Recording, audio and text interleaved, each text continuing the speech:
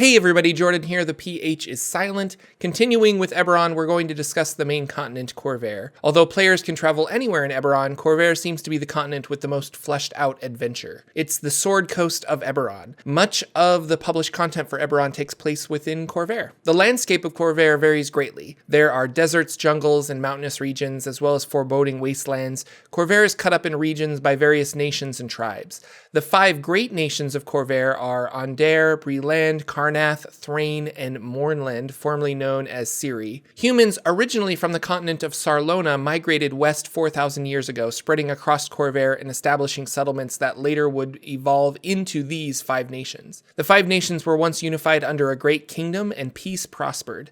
Known as the Kingdom of Galifar, named after Galifar, who united the 5 nations under one monarchy, the nations were named after Galifar's children. The people enjoyed peace and prosperity for almost 9 centuries, but the whole system fell apart with the death of King Jarrett. Normally, the eldest son would take power, but Jarrett had 5 children, and most of them wanted the throne. This began a century-long war, which I'll discuss in my next video. For now, you should know that there are 5 nations, and they were once peaceful. Untitled is a twofold nation of magic and farming. Its lands are ideal for farming with regular rain, mild climate, and short winters. It's one of the greatest food-producing nations of Khorvaire and exports grains, wine, and vegetables. Over 50% of the population in Untitled is human, with half-elves, elves, and gnomes and others making up the rest. Probably its most well-known city is Ark Annex.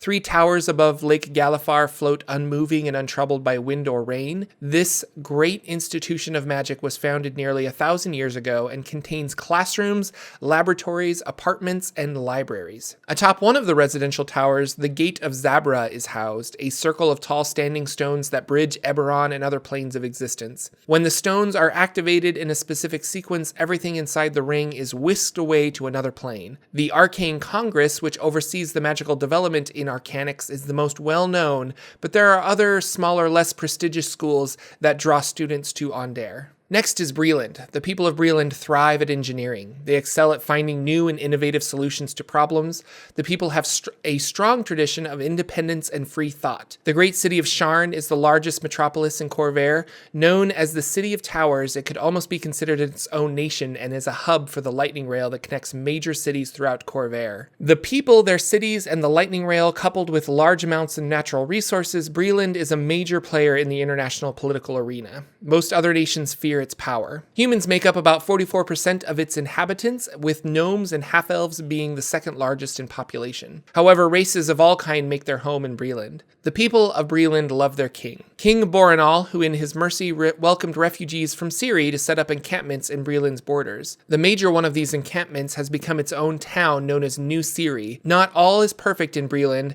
The Boromar clan is the oldest and most powerful crime organization in Breland, performing assassinations and thievery. Karnath is the oldest of the 5 nations and is ruled by King Caius III. The nation is known for its undead troops. The entire nation was built upon a strong military tradition. Every Karnath citizen is forced into compulsory military service lasting at least 2 years. However, many turn the service into a lifelong career. Necromancy isn't looked at as evil here. It's almost a pride for your corpse to aid your country one last time before its final rest. Humans make up 52% of Karnath, and with dwarves and halflings being the second largest in population. The lands here can be difficult. A lack of farmers and adverse weather keep this nation from feeding all of its people. Karnath is forced to import grain from Untitled, but while their farmland is lacking, Karnath has plenty of livestock that they export to other nations. Reckonmark Academy is the premier military institution in Khorvaire. Prior to the last war under the Kingdom of Galifar, all officers trained at Reckonmark.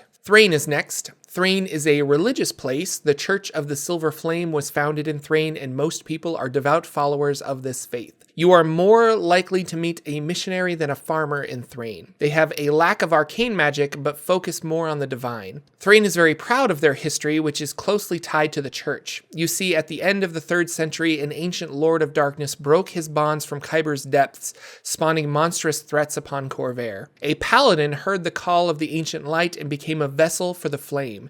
She sacrificed her life in order to defeat this fiend. Where she died, a fountain of silver flame erupted, and it was this event that sparked the Church of the Silver Flame. The royals of Thrain see themselves as the ultimate champions of their faith. Thrain is over 70% human, with other races leaving for other nations. Humans seem to feel the call of the church more readily than others. The Church of the Silver Flame affects every aspect of life in Thrain. It is the ultimate authority. The biggest export is religion. Finally, Ciri, the once great nation of Ciri.